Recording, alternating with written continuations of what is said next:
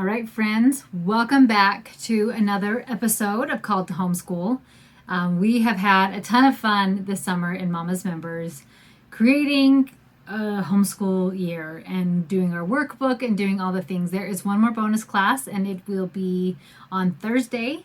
And so if you are wanting some help with creating your homeschool year, all the classes have been recorded and are uploaded, so you can download the workbook for free and get help and calls on every single week of the, what is that called? The workbook, and some really gets you some help in there. So if you are still struggling with your homeschool year and planning it and all those good things, you're going to want to check it out. So I also went through my workbook and I found it super helpful for myself, and that made me happy because I've been doing this for a long time, and I thought, I really liked the way that this worked for me to create my own schedule. So what I thought I would do is share with you what my schedule is.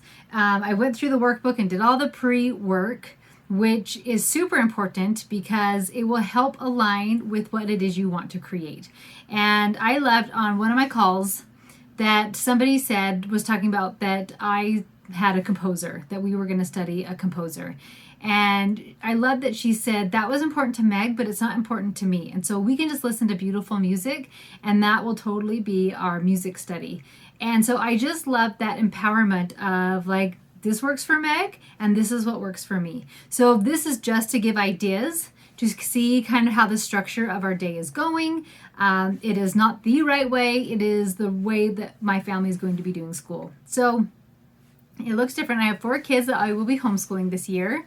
So that's a brand new first for me. And I just kind of wanted to go over it with you. So my oldest that I will be homeschooling is Josh, and he's 14. He would be in 9th grade.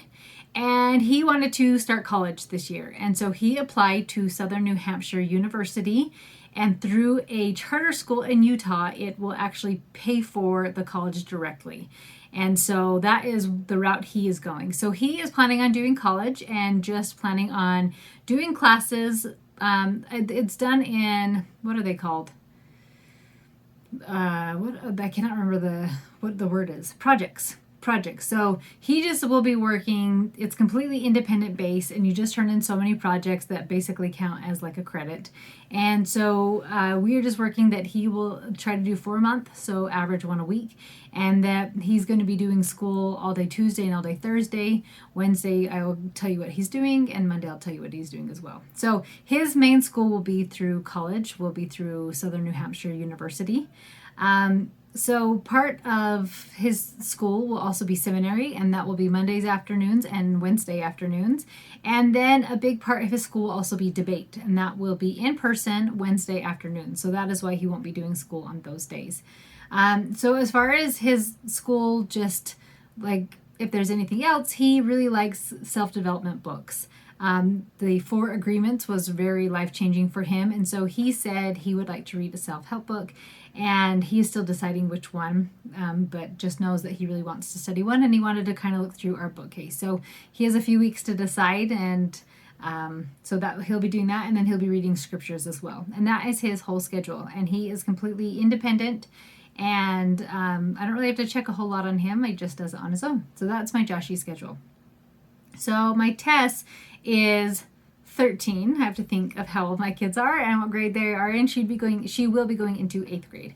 And so this year she is just prepping to then apply for college next year as well. So her schedule is a little bit beefier, and some of these things will be a year-long thing. Like she will also be in debate, and she will be in seminary as well. And so those will be a year long, and her scriptures will be a year long. But a lot of her other stuff is just a 12-week term. We've tried a bunch of different things with 12-week terms and month to month and different things. And my kids really like the 12-week term. They like that we go do school for 12 weeks, and then we have Battle of the Brains, and then we take a full week off. And it usually coincides with Thanksgiving. And so then we take that full week off of Thanksgiving, and then we do school again for a few more weeks and take off some time for Christmas. And it's just the way it works out that we can get in 3 sets of 12 terms in the year. That was confusing my brain. So for her math, we decided to try learn math fast.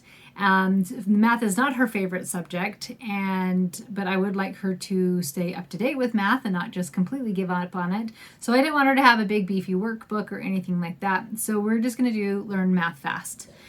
Grammar, she really likes the easy grammar. We talked about that before. Then her history. She really wanted to study China. So she will be reading 2 different books, Homesick and China's Long March. They are both written by Jean Fritz, and she lived in China during those times, and so what it was like living there during Mao Zedong.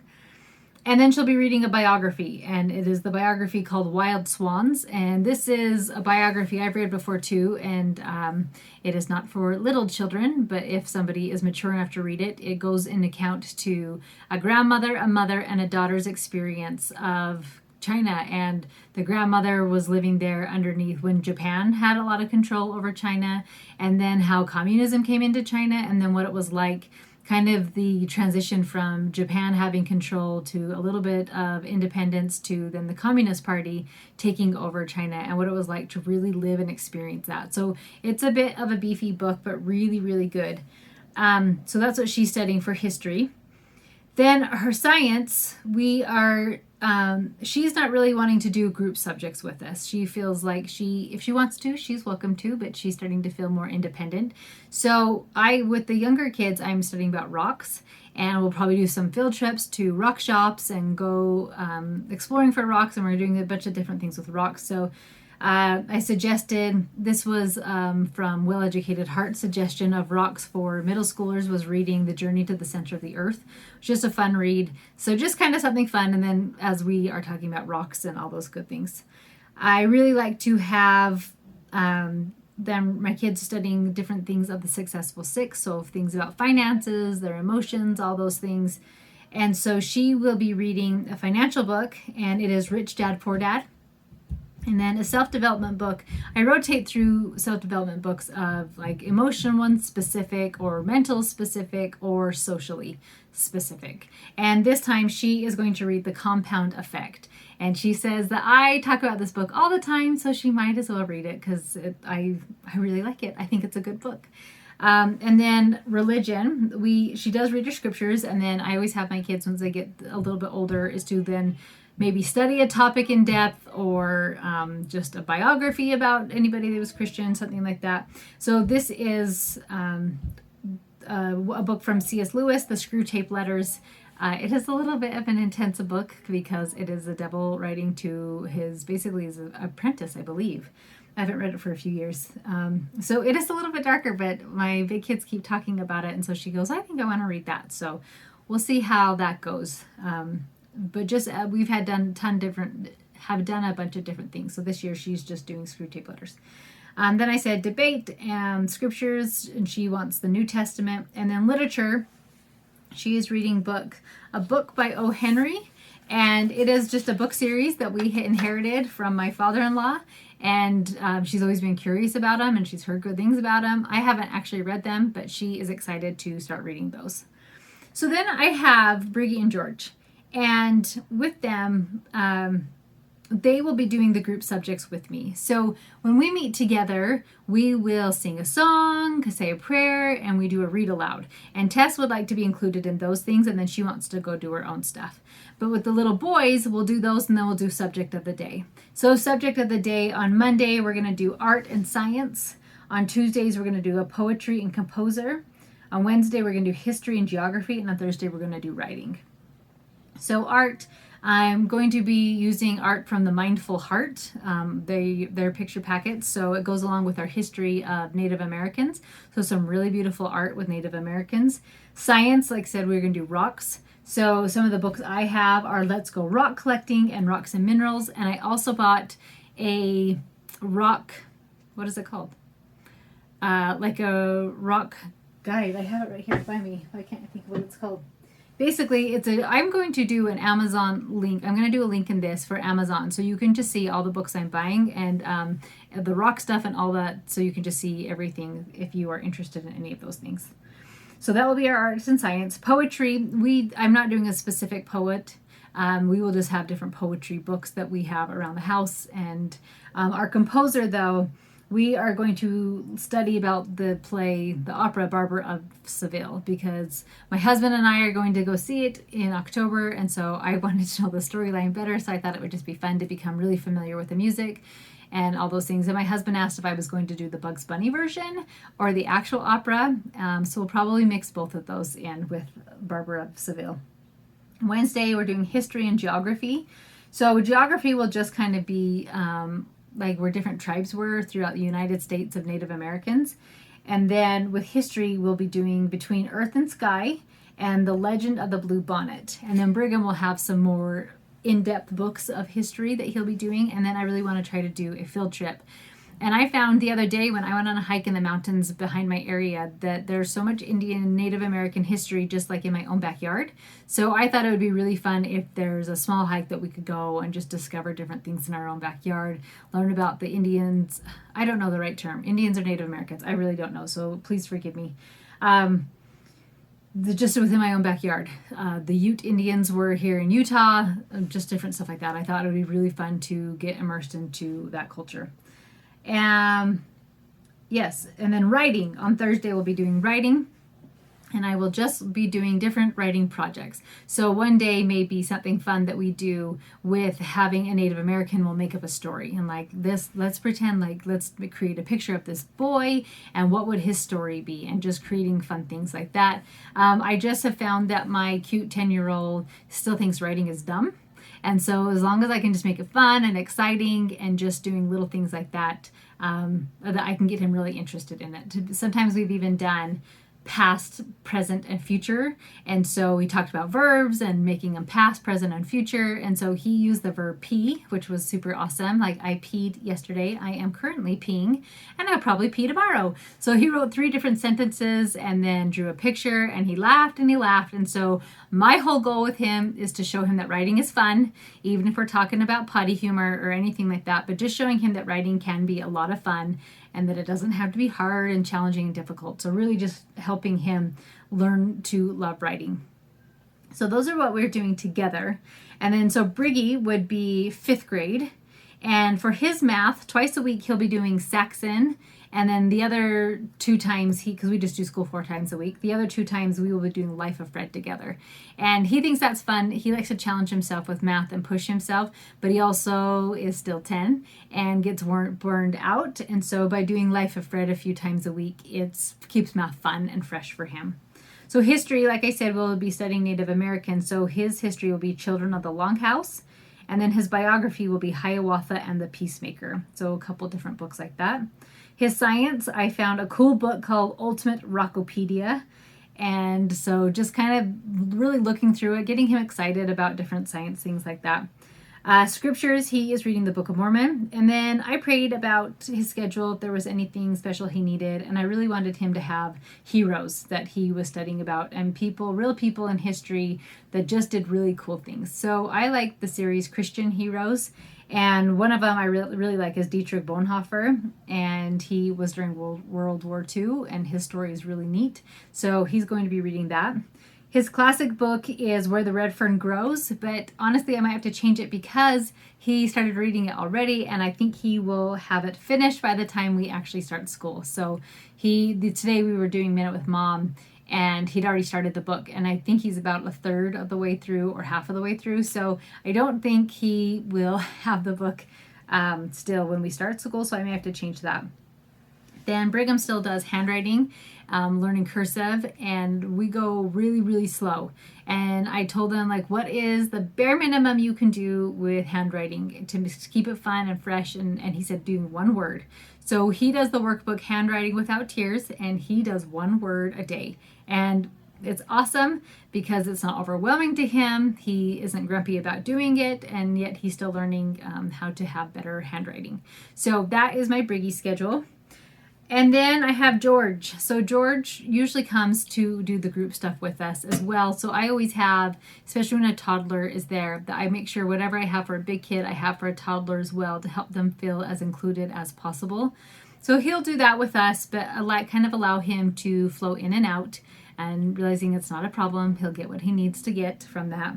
But we will start handwriting this year, and I will start with Handwriting Without Tears. I've used that program for all of my children, and I've really liked it.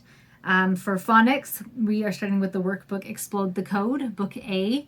And once again, I've done it with all my kids, and I really like that one. And then a cute cutting book. I don't know about you, but all my kids love to cut. Those of you who are watching this on YouTube can see in the background all his papers that he has cut and just hung up on the wall. He is so excited about the things that he cuts and he creates. So this is just for fun and a good skill of cutting from the Kumon books, Kumon.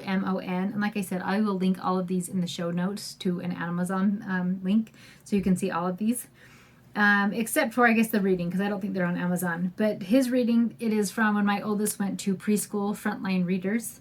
And I really like those phonetic books. So we'll keep doing flashcards and stuff like that. And really, this is the year. I'm going to start diving in, teaching him how to read.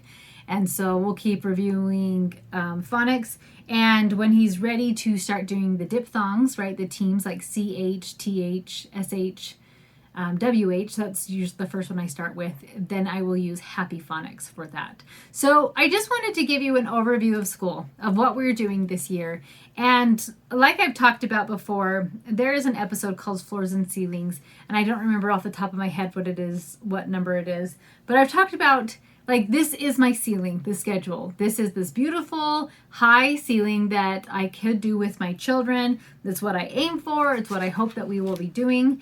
But I also like to have a floor. So when we have days when people are sick, or if there's something that pops up that is out of our control. I remember one day we were doing school, and where we live, we saw power poles above ground, and somebody ran into a power pole and we had no electricity. So we totally had to adapt our school and just do what we could do, right? So just being willing to have a floor. And I talk a lot about this in the membership as well. And Mama's members of just a floor or something so simple you can do in a minute or less. And when you have this base floor, you can do it and feel successful. Like, oh, awesome, I'm doing school, because consistency is key. And if you are trying to operate from ceilings every day, it is very tricky to be consistent with all the things. But if you have a floor, like the one cute lady who said, composers don't really speak to me, but I can listen to music. That is so easy that I could turn on beautiful music.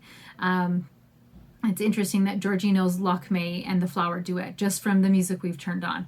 Just different things. We found Beethoven's Fifth Symphony. There's a disco version of it.